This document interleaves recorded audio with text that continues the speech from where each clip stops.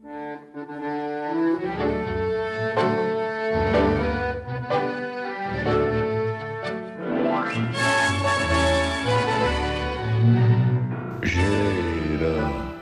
gira.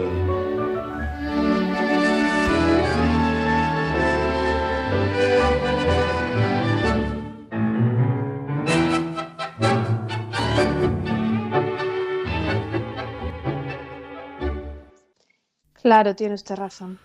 Bueno, lo primero, tengo que advertir porque sé que hay muchos oyentes y sobre todo oyentas sensibles. Sí. Debo advertir que estoy muy resfriado, que tengo Ya. tos, que tengo muchos vasos de agua encima de la mesa para beber y sorberlos al mismo tiempo, para soplar y sorber. Y como sé, como yo tengo este tipo de oyentes, tenemos tan absolutamente refinados y tan sensibles, ya les digo que se aparten, digamos, ¿no? Que se aparten. No pasa nada porque, en fin, no tengan la dosis de gira que merecen, ¿no? No, diga eso, se va a perder. Ya la Se recuperarán. van a perder. Bueno. Bueno. Bien. Hay una cuestión que usted habrá leído hoy mi columna, claro, porque es Por supuesto. contractual, Por supuesto. ¿no? Contractual. Sí. Bueno, Ya sabe usted que no solo es contrato, sino amor. Amor y pasión. Mi querida Santos, habrá usted observado ese delicioso neologismo que he inventado hoy, ¿no? Eso de televivir, ¿no? Sí. Televivir, no teletrabajar, sino televivir, ¿no? Aquí en Barcelona, que lleva, no sé, prácticamente 3 años lloviendo sin parar, casi como en Macondo, ¿no? Lo único que aquí no tenemos a Remedios la Bella, ¿no? Que suba al cielo, digamos, ¿no? Porque sería difícil encontrar una síntesis parecida, ¿no? Pero bueno, aquí que llevamos 3 meses, digamos, lloviendo y, por supuesto, todo el mundo está tranquilísimo, los trenes no funcionan, siguen sin funcionar. No funciona nada porque las autopistas también están colapsadas, pero el ambiente es de una enorme tranquilidad, ¿no? Es un ambiente, ya lo digo hoy en la columna, pandémico. Es un ambiente de, bueno, pues oye, estamos estupendos aquí con Netflix y con nada, y el sofá y el chándal y la vida floja en invierno, ¿no? Porque no, la vida floja es esta cosa, se identifica con el verano, estas cuestiones, ¿no? No, pero aquí ahora ya es como una cosa tropical, digamos, ¿sabe usted? Sin variación de temperatura, toda la casa a 24 grados, tal y cual, los niños, pues en el colegio, si van al colegio, y si no, pues ahí en salvajados. En las redes sociales hasta que claro. las prohíban, ¿no? Que todos estos, a mí me hace mucha gracia porque todos estos padres tan delicadísimos y que están tan quejosos y tan a favor de que el gobierno legisle, porque así se sacan el peso de encima, ¿vale? El peso encima de prohibir a los niños que vayan a las redes sociales y tal. No saben, pobres, lo que les viene encima. Porque van a tener que ocuparse de sus hijos. Digamos. O sea, van a tener, o sea, bueno, es que puede ser una cosa terrible. Voy a escribir sobre esto largamente en el domingo, ¿no? Bueno, sí se da, porque a veces ya sabe usted, uno empieza por un hilo y tal y baja. Bien, pero lo cierto es que retomemos todos los cabos y digamos, ¿por qué el oasis? Bueno, porque aquí nadie trabaja, ¿no? O sea, claro. Hay una literatura que empieza a ser ya famosa, casi tanto como los bandos de Tierno Galván, del cual se cumplía algún aniversario estos días, ¿no? ¿Se acuerda usted de los bandos de Tierno, ¿no? Aquellos bandos tan... Bueno, yo era muy pequeña, lo he sabido usted, conscientemente pero, después. Claro. Yo también era pequeño en la Guerra Civil y sé lo que es, ¿no? Por eso. Bueno, entonces la cuestión está en que la literatura esa es maravillosa, ¿no? Porque las instituciones públicas catalanas justificando que la gente no vaya a trabajar, ¿no? Entonces, bueno, universidades, ayuntamientos, todo tipo de funcionariado, etcétera, etcétera. Una cosa, no se muevan, porque tal y cual. Es como Almeida, ¿no? Cuando Almeida cierra el Retiro cada 3 días, ¿no? Porque no vaya a caer un árbol, tal y cual, claro, sí, cierra el Retiro cada 3 días. Esto como Bueno, eso fue por la muerte de una niña, ¿se acuerda usted? Que justamente por una rama, y a raíz de entonces tomaron estas medidas. Sí, no, claro, pero sí, por supuesto, y en fin, ¿y quién puede decir que, bueno, pues la sociedad de los cuidados y todo esto, pues, lógico, pues protejámonos, protejamos la vida y hagamos todo lo posible. Pero sabiendo, Santos, el precio de estas cosas. ¿Mm? Porque, claro, o sea, todo esto, por ejemplo, todo este lío enorme de la crisis ferroviaria, yo también lo dejo apuntado hoy, luego he visto en el periódico una página en la cual la patronal no se atreve a calcular el coste, ¿vale? Lo que está suponiendo esto en términos económicos. Claro, luego esto es muy entretenido, ¿no? Porque se puede sacar, incluso se le puede dar la vuelta para que los escépticos y las escépticas sepan exactamente de qué estamos hablando. El dinero que se está pagando por la crisis ferroviaria tendrá un impacto a la hora de destinar dinero y presupuestos a las infraestructuras, ¿no? Porque claro, excepto en la cabeza de Carmen Calvo, el dinero público, en fin, ya se sabe lo que es, ¿no? El dinero público es el suyo, es el mío, etcétera, etcétera. Y el dinero público hay lo que hay. Y cuando alegremente el dinero público se tira o se pierde, esto repercute a su vez en la seguridad, en el confort, en la libertad de los ciudadanos, ¿no? O sea, o sea, esto tiene coste. O sea, los maquinistas, cada 5 minutos hay un bache, a 80. Bueno, muy bien, sí, pero todo esto tiene un coste, ¿no? Tiene un coste. Y por supuesto, y ahí vamos al hilo final de la columna. He leído hoy en este periódico maravilloso que nos acoge. Ay, qué mal estoy, Santos, no sabe usted los esfuerzos que hago. Que el 58%, desde el año 2017, el 58% más, desde el 17, de bajas médicas. Sí. Lo ha leído, ¿no? O sea, lo he leído, sí, además se le dedica el editorial.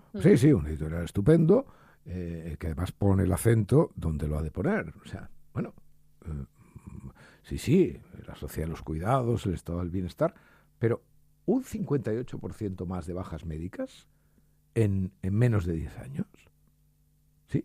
¿Esto? Sí, así, simplemente. Y algo más.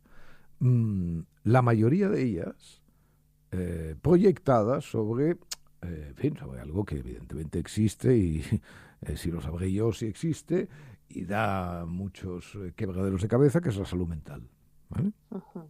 Pero que, como usted también comprenderá, tiene un lado ambiguo y opaco, ¿no? Sí. Que es, bueno, no tengo que probar demasiadas cosas para decir que estoy deprimido, ¿no? Con ese uso tan absolutamente alegre de esa gravísima enfermedad que es la depresión.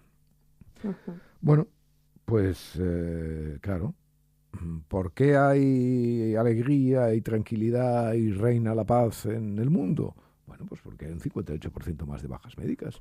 ¿Y qué más da? O sea, hay un 58% más de bajas médicas y un 58% más de teletrabajo cuando llueve, o bueno, todo esto. Me parece muy bien, cada día, ya sabe usted, mi optimismo histórico, el mundo, cada día es mejor, yo cada mañana me levanto mejor que el anterior, todo es maravilloso, nuestra resiliencia y todo esto, pero simplemente digamos, oiga, esto cuesta, ¿no?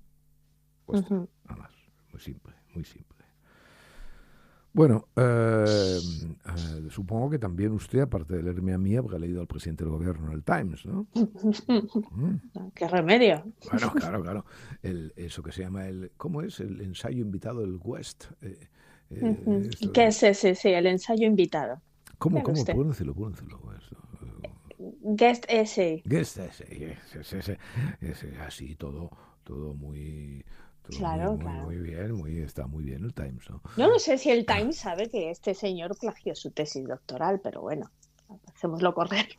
Bueno, pero vamos a ver, o sea, de lo que sabe el Times sobre Pedro Sánchez y sobre muchas otras cosas, en fin, no, tampoco exija usted al Times ahora que le tiene que presentar cada vez que publica un articulista, hombre, ¿no? Por cierto, se ha ido Brooks, ya lo sabrá, ¿no? Se ha ido Brooks, pero con un artículo, se despidió con un artículo de telepredicador, hombre, pero Brooks no puede hacer telepredicación, se ha ido al Atlantic, bueno, a copiarnos, a hacer podcast, se ha ido a hacer podcast. Bueno, sí, ya no caben más podcasts, ¿eh? Ya, bueno, pero eso es aparte. Bueno, pero siga, todo Sánchez en el texto. Todo esto, los podcasts ya sé de dónde viene, ¿no? O sea, una vez abres como abrimos nosotros hace 3 años, pues ya todo el mundo lo mismo, ¿no?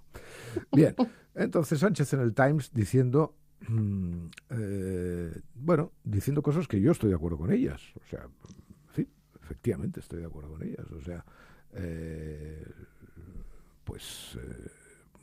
puedo discutirle los efectos de las regularizaciones, ¿no? Pero el sustrato que hay debajo, pues, por supuesto, o sea, no, estoy absolutamente de acuerdo. Lo que me molesta es que utilice datos falsos, ¿no? Y, por ejemplo, efectivamente la emigración ha contribuido a, pues, en fin, a la mejora, digamos, de nuestros datos económicos. Pero, ¿de qué manera? ¿No? Es decir, ¿in extenso o in profundo? ¿No? Por así decirlo. In extenso. In extenso. De ahí que, evidentemente, los diferenciales con la Unión Europea no se mejoren, y de ahí, sobre todo, lo que tantas veces decimos, porque juntamente con el paro es el auténtico agujero negro de la economía española, de ahí que la productividad siga en mínimos, ¿no? Siga en mínimos, entre otras cosas, por el 58% de las bajas. Claro, porque todo esto de la economía, pero no la economía, es que la vida es un prisma, ¿no? O sea, tú tocas algo y se cae, ¿no? Porque naturalmente todo está, pues, ajustadito y etcétera, etcétera, ¿no? Si tocas una parte, pues, en fin. Y eso es el máximo reproche que hay que hacerle, ¿no?, a ese artículo, cargado por otra parte de buenas intenciones y de buenos sentimientos, en los cuales no me verá usted nunca renegar en este punto concreto, ¿no? Porque desde Juan de la Espada, ¿no? Desde Juan de la Espada, en Palenciana, pues hemos llevado una vida basada, pues mire, hemos pasado de un jornalero a un podcaster, ¿no? O sea, pues oiga, ¿esto por cómo ha sido posible? Esto ha sido posible gracias al movimiento. Y esa facultad no se le puede negar a nadie, aunque, naturalmente, pues también nos tenemos que defender, ¿no? Nos tenemos que defender de los jornaleros, ¿no? Porque, claro, en fin, todos sabemos el inmenso... la inmensa tensión que hay en todo este asunto. Bien, en el repaso así rápido, antes de entrar en un par de asuntos que me interesan más profundamente, bueno, habrá visto también en nuestro periódico que Venezuela empieza a salir a la calle, ¿no? Sí. Empieza a salir a la calle, bueno. los chavales, los opositores, los políticos, etcétera. Bueno, vuelvo a preguntar, ¿dónde está María Corina? Claro, porque al principio porque no salía nadie. Y entonces porque pues no salía nadie, porque nadie sabía exactamente igual cuál iba a ser la reacción de los militarotes, de la vicepresidenta Delcy, de lo que fuera, ¿no? De Cabello. Bueno, vale, muy bien. Esperemos a ver, vamos a América, tal y cual, a ver al Papa, pero, en fin, entonces, ¿ahora qué? está saliendo la gente a la calle, y el liderazgo de María Corina, que es un liderazgo mando a distancia, porque ahora hablemos del cobardón, ¿no? Del, del presidente electo, que sigue en Madrid sin dar muestras de querer imponer el destino que su pueblo le encomendó, ¿no? Pero bueno, había una señora que estaba allí, que lideraba las manifestaciones, etcétera, y porque mire, por cierto, ha pasado una semana y Ovejero sigue sin escribir el artículo de Venezuela. Vamos a ver la próxima. No, es que claro, usted se ríe, pero aquí todos estamos expectantes. Entonces, María Corina tiene un problema. Cuando yo digo esto de que venga y todas estas cosas, no es, es asumiendo todos los riesgos y problemas de una transición política pactada, que lo conocemos muy bien. Es decir, cuando comparamos a Delcy Rodríguez con Carlos Arias Navarro, todo se entiende, ¿no?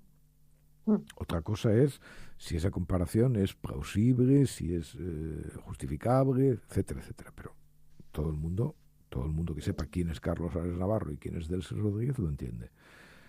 Ahora bien, lo que uno debe hacer cuando está en la oposición, ¿no? La oposición y acepta de alguna manera la transición, es tratar de que no se consolide, un movimiento político que pueda arrebatarme a mí la hegemonía, ¿vale? Es decir, sigamos con las analogías, que no pase como con UCD. Claro, porque ahora, en fin, Suárez nos cae muy simpático, y a mí siempre me cayó simpático, porque ya sabe usted que yo me muevo solamente por simpatía. O sea, yo, en fin, soy una persona muy elemental, y entonces la gente me cae bien, me cae mal, y entonces pues ahí procedo.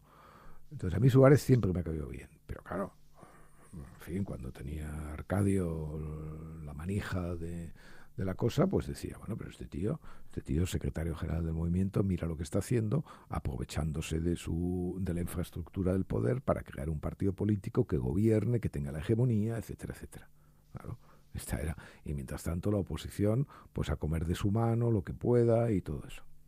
Eso es lo que pasó en España. Eso es lo que pasó en España. Y lo que, por supuesto, la izquierda fue incapaz de evitar, porque su fuerza era mínima. No es lo mismo lo que está pasando en Venezuela, porque en Venezuela ha habido unas elecciones que dieron el resultado que dieron, y además la fuerza de la oposición no es mínima, como si lo era en el caso español. Entonces, hombre, hay que evitar que esta impresentable mujer que está al frente de los asuntos venezolanos se erija en el futuro de Venezuela, ¿no? Es decir, veremos. Es decir, uno puede asumir que esa mujer actúe de fusible, ¿vale? Muy bien, pues, fusible, pues ya está. Fúndase y apártese, ¿eh? Pero claro, otra cosa muy distinta es desde el punto de vista, sobre todo, de María Corina, de su movimiento, etcétera, etcétera, que en unas futuras elecciones Delcy Rodríguez sea refrendada por el pueblo. Bueno, pues claro, si María Corina retrasa y dilata tanto su vuelta y la necesidad obvia de que coja el toro por los cuernos y vaya y esté otra vez ahí dando la lucha como tan heroicamente lo hizo, pues la posibilidad de que la UCD venezolana se institucionalice, pues es efectivamente plausible. ¿Vale? Sí. ¿Está usted de acuerdo? Bueno, ¿y Cuba qué? A todo esto, ¿está usted informadísima de eso? Explíquenos algo. Bueno, Cuba está ahí, que todo va a tardar, pero hay mucha expectación porque parece que también ha habido conversaciones entre la cúpula que parece que no tiene mucho que ver con el presidente designado Miguel Díaz-Canel, sino por supuesto con la familia Castro. Y parece que hay conversaciones en México, han publicado, han confirmado algunas fuentes a distintos medios que están conversando. Parece, según publicó el Wall Street Journal, que está buscando Estados Unidos un traidor como Delcy Rodríguez en Cuba para iniciar un proceso parecido, ¿no?, de transición pactada. Mientras tanto están cortando el suministro de petróleo y la situación en las ciudades cubanas es ya de por sí muy complicada, todavía más complicada. Sabe usted que ha habido una epidemia de virus transmitidos por mosquitos, entonces todo eso se está complicando muchísimo, están ya que no pueden más. Bueno. Quizás están jugando claro, también con eso, ¿no? Con los aranceles y todo eso, ¿no? Además, o sea que... Bueno. No, más que con los aranceles, sí, la amenaza a México de que si da petróleo a Cuba, eso pues van a imponer aranceles. Bueno, veamos si esa tiranía del hambre cae. Ha citado usted, perdón, ha citado usted antes al Wall Street Journal. Arranquemos de ahí. Wall Street Journal el otro día publicaba un editorial muy puesto en razón, ¿no? Muy puesto en razón sobre los excesos del caso Epstein y la necesidad de parar esta sangría absoluta contra la intimidad y el buen nombre de miles y miles de personas en el mundo y especialmente en América. Muy bien. Esto lo hacía el Wall Street Journal con nuestra Emma, ¿cómo se llama? Esta que le dimos el premio, Tucker, ¿no? O algo así, ¿no? Le dimos un premio en el periódico hace poco. Bueno, hacía un editorial, en fin, muy puesto en razón. Claro, al lado del editorial había una página denunciando, una página que contenía todo lo que el editorial denunciaba. ¿Vale? Es decir, cherry picking, ¿no?, en función de lo que el Wall Street Journal veía en los correos esos, que por supuesto, ya sabe usted que todo ese material está a disposición suya, a disposición mía. Usted entra allí y busca Emilia Landaluce. Lo primero que ha hecho cuando tal es ver si salía ella, porque claro, Emilia Landaluce es nuestra cosmopolita más tal, todo el mundo la conoce y vamos a ver si yo salgo aquí. Pues hemos tenido suerte o no, porque en realidad hoy lo que se dice es que quien no sale en los archivos de Epstein pues no es nadie, ¿no? No es nadie. Bueno, eso lo hacía el Wall Street Journal con mucha menos vergüenza, como es marca de la casa, lo hacía el diario El País, ¿no? El diario El País publicó el otro día una información de una bajeza supurante, ¿no?, sobre una mujer que ex esposa de un financiero célebre en El País y escritora, ¿no? Escritora porque escribe novelas sobre la burguesía madrileña, Puerta de Hierro, etcétera, etcétera. Y entonces parece que esta señora pues tenía algún interés amistoso con Epstein, ¿no?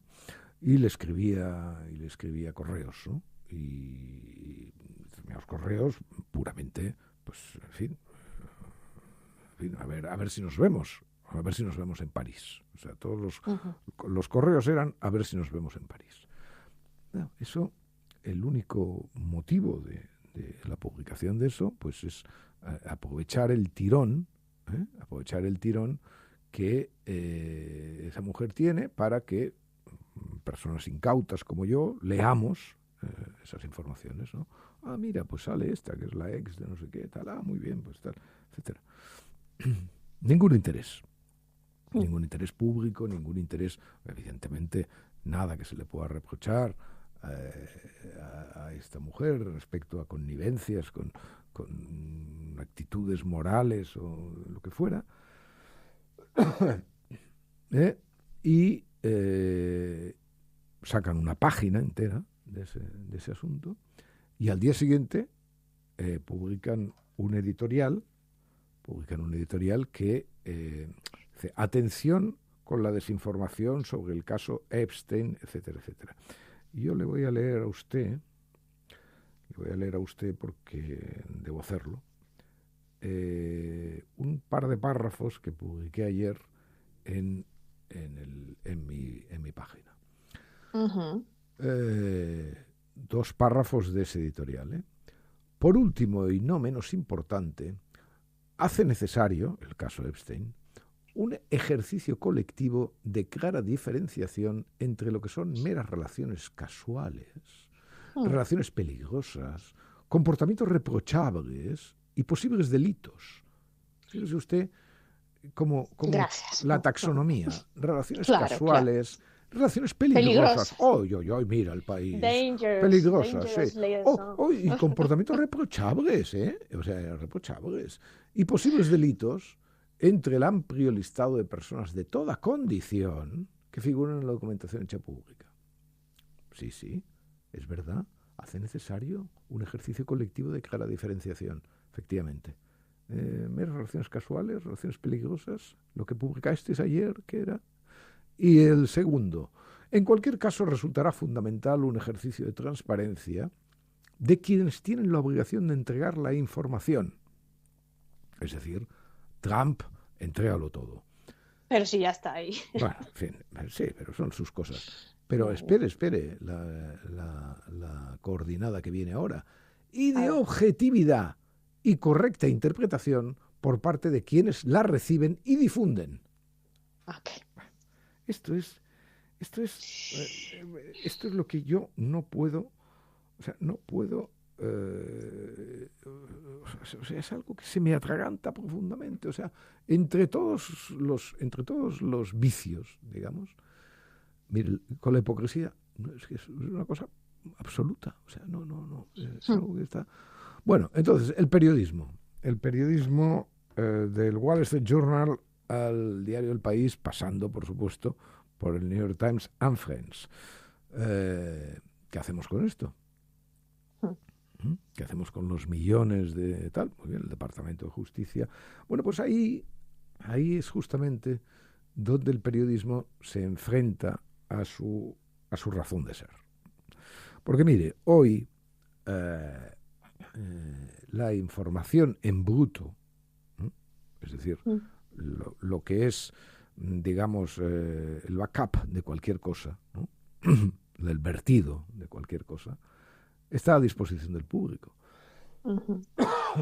Si el público puede ver los millones de correos de Epstein, ¿qué ya no puede ver el público? ¿No? Esto ya tuvimos un test con Wikileaks, ¿no? Sí. En lo cual millones y millones de correos, bueno, etcétera, que afectaban además a áreas sensibles de la seguridad. De la seguridad. Etcétera. Bueno, entonces, el periodismo ya no solo tiene con esto una obligación de orden, digamos, técnico, ¿no? que es de dar contexto a esas afirmaciones, ¿no? que de alguna manera están pues sacadas como un tuit, ¿no? Como el cherry picking que yo decía el otro día. Mire, ya eso en los casos más sofisticados, porque claro, lo que hizo La Sexta el otro día diciendo que el rey Juan Carlos había comido con Epstein, eso ya no tiene nombre. Pero no tiene nombre, sobre todo, no porque el pobre desgraciado de La Sexta, digamos, que sacó esa información, tuviera mala fe, que a lo mejor la tenía. No, sino porque ni siquiera supo leer bien el email. No, se estaba ahogando una cena que había tenido Juan Carlos, el rey emérito, con otras personas, ¿no? Y entonces en una correspondencia de Epstein, no que Epstein hubiera cenado con él, que es lo que les hubiera encantado, por supuesto. Pero, pero ya no es solamente esta cuestión puramente técnica lo que cabe decirle al periodismo, oiga, no mire, contextualice, no se equivoque, etcétera, etcétera. No, es que hay un profundo y cada vez más necesario trazado moral. Es decir, no, esto no sube al periódico. O sea, esto no lo publico yo. O sea, puede ser muy llamativo, muy vistoso, puede dar cuenta. No, esto yo no lo publico. No lo publico porque para publicarlo, entre otras cosas, debería dar un contexto del cual, eso de la vida privada, ¿no? O sea, la vida privada, bueno, puede hablarse, desde luego, sobre la vida privada. Buena parte de la literatura es vida privada, ¿no? La vida íntima, la vida privada, etcétera.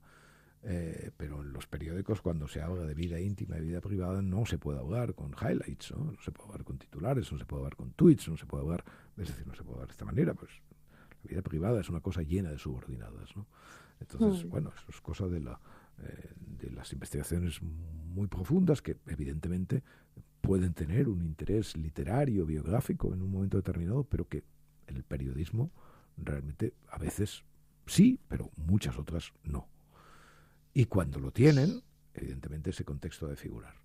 Desbordados, evidentemente, por la imposibilidad de darlo, pues el director de un periódico tiene que tener la hondura moral de decir, no, esta línea no se puede traspasar. O sea, me da igual que esto esté al acceso de la plebe, al acceso de... Me da igual, no es mi asunto. Eso no entra en el periódico.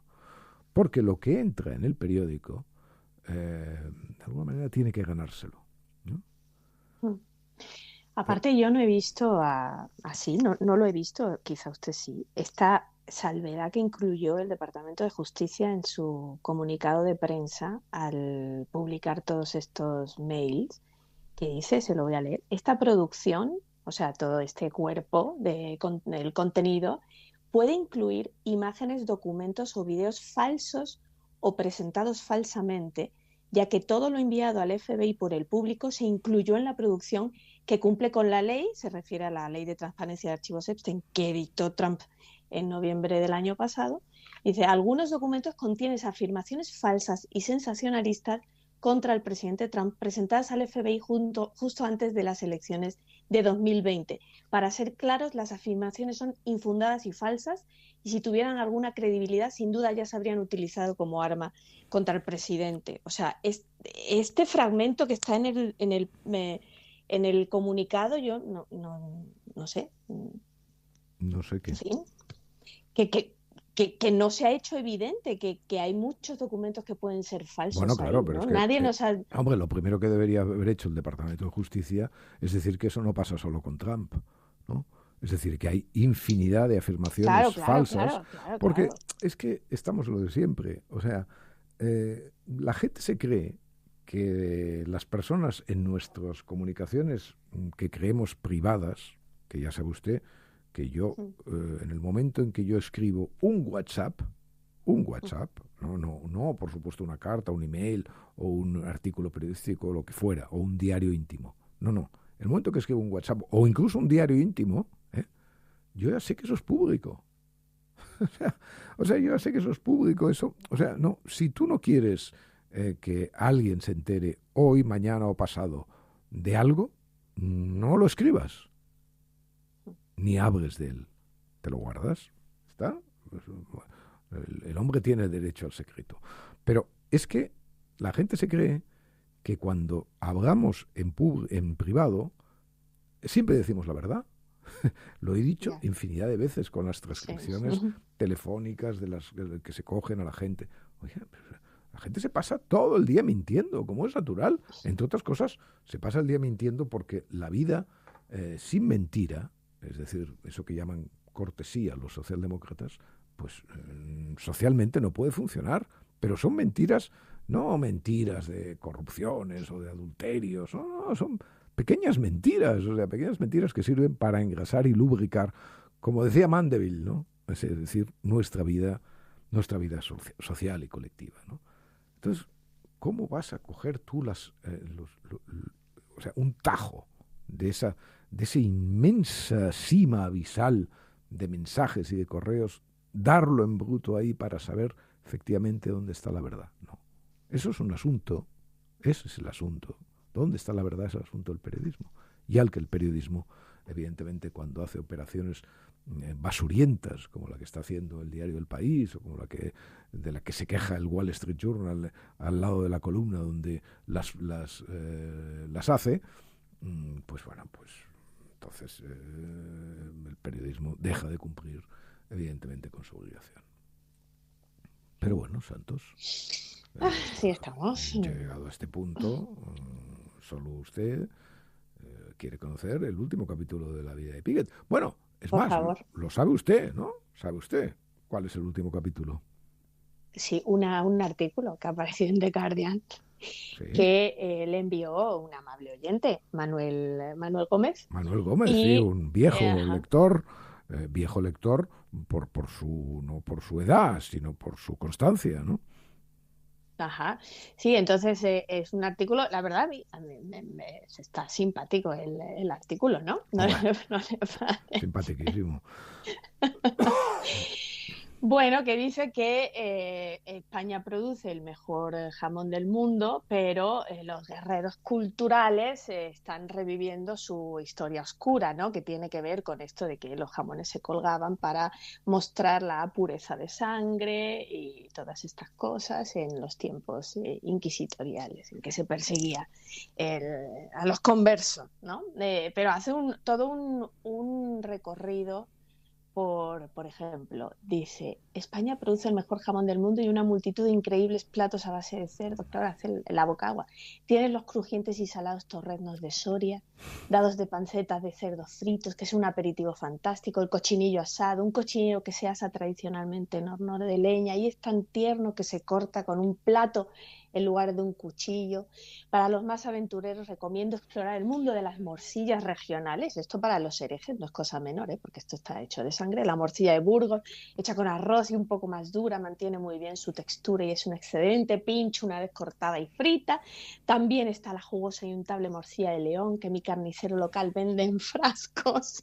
Es Y otra que no fantástico. te puedes perder es la morcilla vasca de Beasain. Este hombre es feliz en España, obviamente. Sí, sí, sí. Hecha con puerros, combina de maravilla con judías negras, col y chiles verdes encurtidos para crear uno de los guisos más sabrosos que jamás hayas probado. Y Maravilloso. en la cúspide, por supuesto, el jamón ibérico. Bueno, maravilloso, maravilloso. Una prueba más, en todo caso, que nuestro articulista ignora, ¿no? Y es que, en fin, cuando el cerdo quiere ser jamón, Solo puede ser Joselito. muy bien, Santos, tiene usted perfectamente aprendida la lección. Bueno,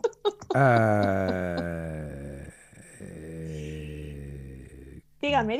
no, dígame. Es que tenemos que seguir con esta cosa enredada. Ajá. Ya sabe usted que Sánchez quiere prohibir las redes sociales a los menores de 16 Sí. años, Uh-huh. como ha hecho los australianos, ¿no? Me voy a Uh-huh. ocupar del asunto el domingo El también domingo, y sí, lo acaba de decir, sí. vamos a dejar suspendida, ¿no? Muy bien. Suspendida, pero sí hay algo que quiero hablar porque afecta ya a una advertencia que le ha hecho Bruselas. El Uh-huh. presidente del gobierno, naturalmente, es un hombre, pues, en estos momentos es un hombre desesperado, es un hombre que pierde todas las elecciones que se convocan, pierde la mayoría de las votaciones en el Congreso cuando se arriesga a convocarlas, y lo único que no ha perdido es el favor de los que publican los papeles de Epstein, ¿no? Exacto. Entonces, bueno, Bruselas, bueno, entonces el presidente, que naturalmente, aparte de las redes sociales y todas esas cosas, empieza a decir cosas, deja irlo todo. Y vamos a hacer responsables a los CEOs de la tecnocasta, a Musk, a Zuckerberg, a los de Google y tal, de aquello que se publica en las redes. Bueno, entonces rápidamente Bruselas ha salido diciendo que, en fin, que no te pases. Que menos lobos caperucita. Presidente, ¿eh? O sea, no puedes hacer algo que evidentemente necesitaría el acuerdo de la Comunidad Europea, etcétera, etcétera. Bueno, muy bien, todo esto afecta a la boca efervescente del presidente del gobierno y a su necesidad, evidentemente, de sobrevivir.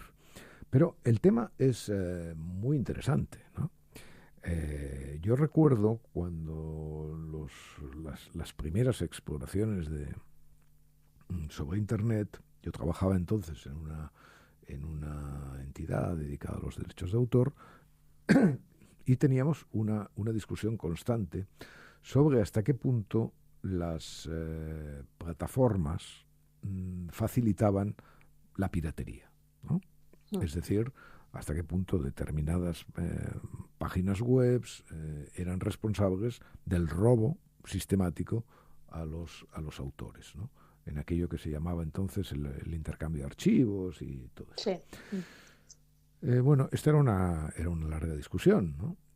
Las tecnológicas siempre sacaban el mismo argumento, ¿no? O sea, cuando las entidades de derechos de autor decían, hombre, pero ustedes, cuando alguien se baja una película, ustedes observan en la cantidad de fibra óptica que gastan, ¿no? O sea, en la bajada pueden controlarlo porque eso es ilegal, no sé qué, bajarse, bueno, etcétera. Y entonces, claro, las tecnológicas contestaban, o Telefónica más bien contestaba, ¿no? Pero ¿usted qué me está diciendo? O sea, ¿qué quiere usted? ¿Que yo controle las conversaciones telefónicas? ¿Que yo sea responsable de las conversaciones telefónicas que los usuarios mantienen? Claro, ahí había un asunto grave e interesante, ¿no? Es decir, naturalmente, por el teléfono se hace el bien y se hace el mal, ¿no? Y, naturalmente, en las redes sociales pasa exactamente lo mismo, ¿no?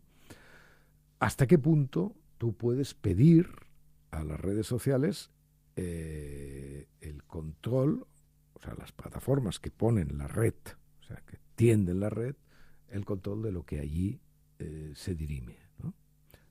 Siempre y cuando, obviamente, no se incurran en delitos, que eso sí, delitos. están absolutamente perseguidos.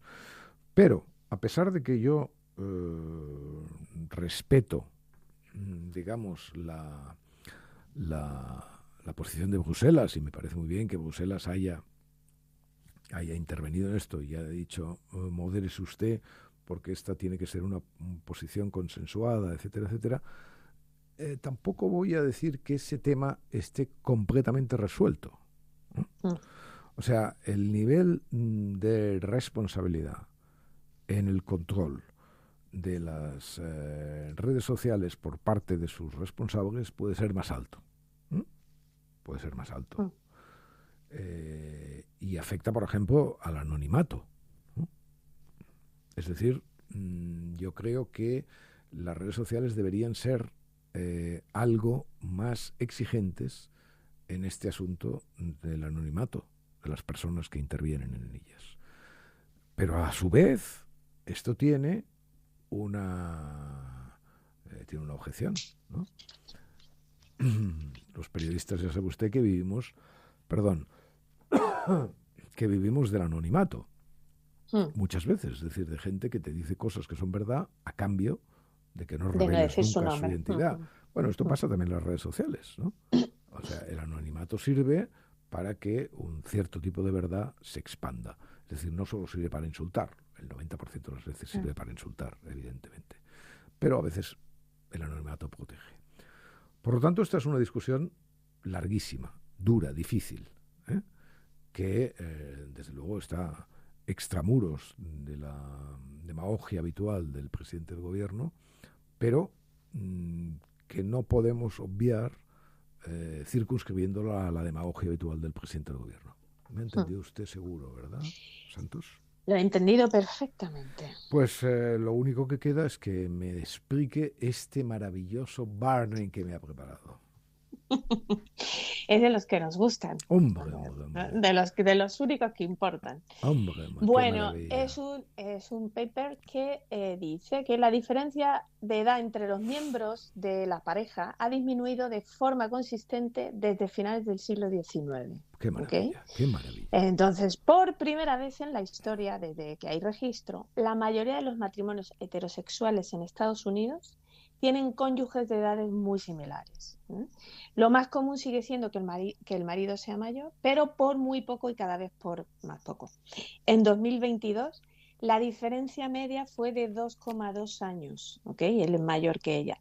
Y solo el 10% de los matrimonios, la mujer es 3 o más años mayor que su esposo. Impresionante. Este es el... O sea, esto es realmente interesantísimo. O sea, todas esas parejas, además...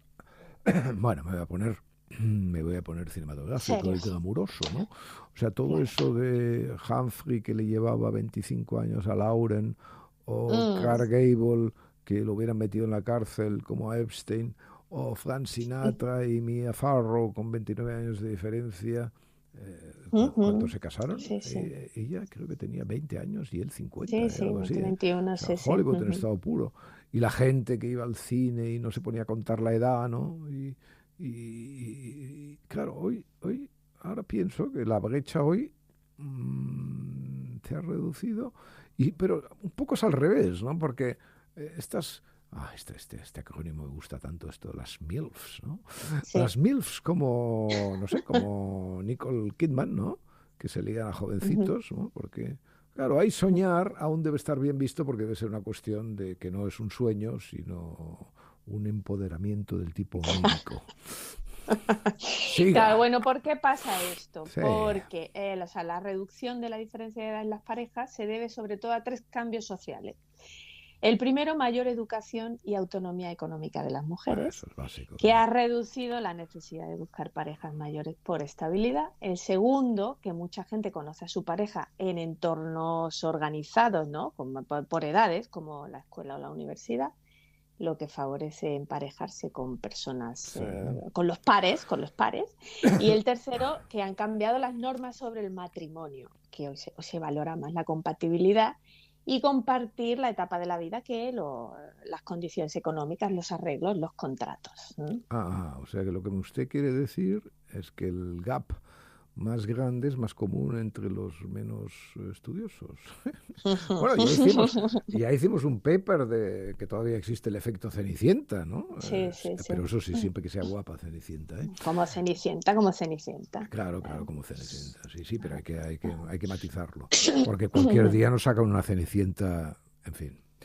Como Elsa, ¿cómo se llama esta? Elsa, no sé qué. Pero en el estudio... Elsa Moulia. Sí. Pero en el estudio dice algo interesante, ¿no? Y es que el gap de edad aumenta con los segundos matrimonios, ¿no? Y esto me ha llamado la atención, ¿no? Porque la idea quizás sea que en muchos o segundos o terceros matrimonios la gente ya ha pasado por lo de jugar a las casitas, hijos, hipotecas, y cuando vuelven a emparejarse, pues qué sé yo, buscan más el amor, la química, la fiesta, no hay guión ni expectativa. Le voy a poner un ejemplo, ¿no? O sea, Rossellini, ¿no? Ajá. Rossellini se separa, porque es que estoy muy hollywoodiense hoy, se separa de Ingrid Bergman y se va con una india, ¿no? Creo que sí, fue, no sé. Bueno, con Ingrid tenían, me parece, unos 10 años de diferencia y con la india más del doble, ¿no? Claro, era Ingrid, pero bueno, lo que importa es la cifra un poco, ¿no? Y un patrón, ¿no? Y al tercer matrimonio todavía mayor. O Charlie Chaplin, ¿no? Que tuvo 4 matrimonios, empezó con una brecha de 13 y terminó, tengo aquí apuntado, con una de 36, ¿eh? Y que le duró, y además fue el matrimonio más duradero, ¿no? Sí. Todo esto está muy mal visto hoy, Santos, ¿eh? Bueno, Leonardo DiCaprio todavía sigue con ese patrón, ¿eh? Cada novia se mueve de la edad promedio de sus novias, que tienen 20 y tantos, y él pues sigue creciendo. Él crece, pero ¿usted cree que crece él? No lo sé, no lo conozco, habría que tratarlo personalmente. Siga.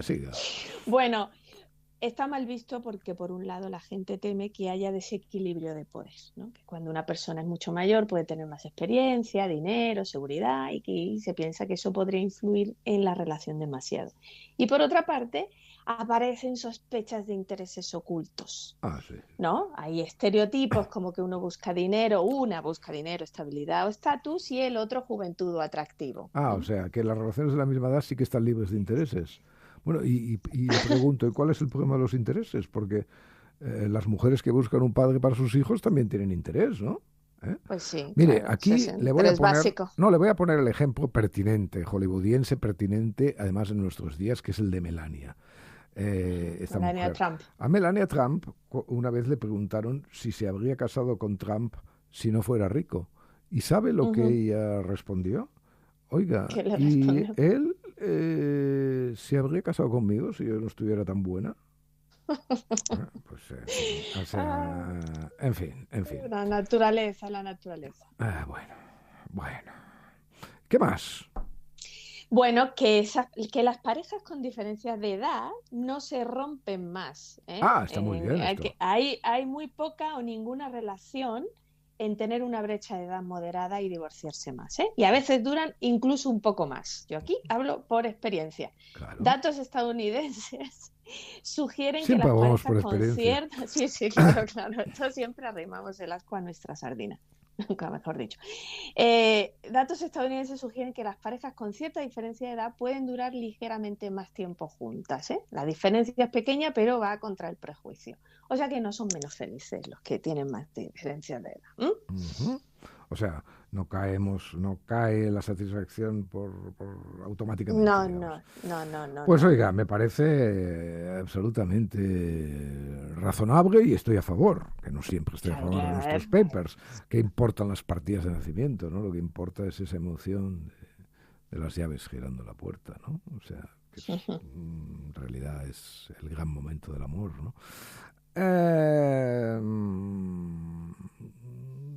Dígame. Como soy un poco tocapelotas, soy solo un pequeño detalle que no podemos ocultar a nuestros oyentes, que bastante han tenido con aguantarme las toses. Hay indicios de que diferencias muy grandes de edad pueden asociarse con mayor riesgo de homicidio. Pero bueno, no podemos acabar en negro. Larga vida al amor intergeneracional y a los romances de película, querida Santos. Así. Larga vida, pero sin olvidar nunca que al mundo nada le importa.